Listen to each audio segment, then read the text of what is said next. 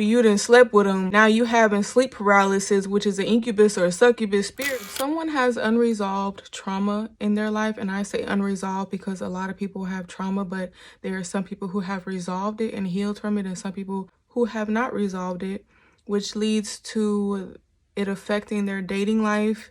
It could even affect a lot of different things that you wouldn't expect for unresolved trauma to affect, but it does. And you don't want to be someone's punching bag for what their mom or their dad did to them, or something that someone else did and now you're paying the repercussions for it because they decided to date you and they still got all these conflicts going on in their mind and in their family that they have not dealt with yet. For example, if a man has unresolved trauma with his mom and he's seeing his mom as the first B in his life, he's going to call you a B too. Because if he could disrespect his mom like that, if he sees his mom like that, or if he was abused or neglected, or his own mother referred to him as a B or called him out of his name, you're going to be almost nothing to him. If he can look at his mother in such a negative way, another woman is going to be a punching bag, and most likely he will try to punish that woman and take out whatever he can on all the women that he comes in contact with for what he feels about his mom, and vice versa with the woman and her dad, or you know what I'm saying? So this goes both ways for men and for women. This ain't no one-sided thing. So when you're dating, forget about their favorite color for a while. Forget about what they like to eat. You can learn the little stuff later, but really ask them and talk to them. Dating is supposed to be like an interview, not sleeping with them and getting attached to their body and all of that. You want to get to know how somebody thinks.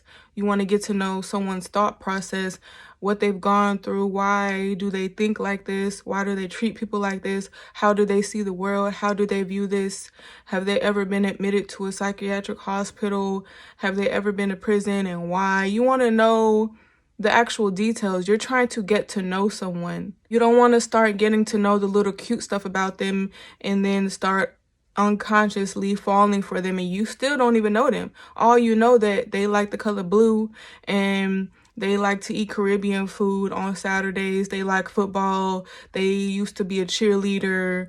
They used to run track. Like, okay, we know all of those details about complete strangers. You could look up a celebrity or a track star or whoever and find out some details on Google. There's some stuff you could find out on social media about people, but that doesn't mean that you know them. That doesn't mean that you really know the way they think and what they're capable of doing. So just be mindful of when you're getting to know someone, get to know them and leave the intercourse out of that. God don't even want us to be having intercourse with people if they're not our spouse, because he doesn't want us so tied up with people and sleeping with people's demons. And now we dealing with a bunch of stuff that we ain't never dealt with before because we done became one with somebody who has a bunch of demons on them. Imagine meeting someone and you don't know that they have a legion of demons on them, and you sleep with them.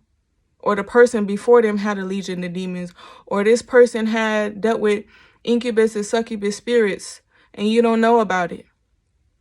And now after you done slept with them, now you having sleep paralysis, which is an incubus or a succubus spirit holding you down and oppressing you, because now you done linked yourself to someone who experiences demonic activity, unknown or known. So just be mindful of that and do your research.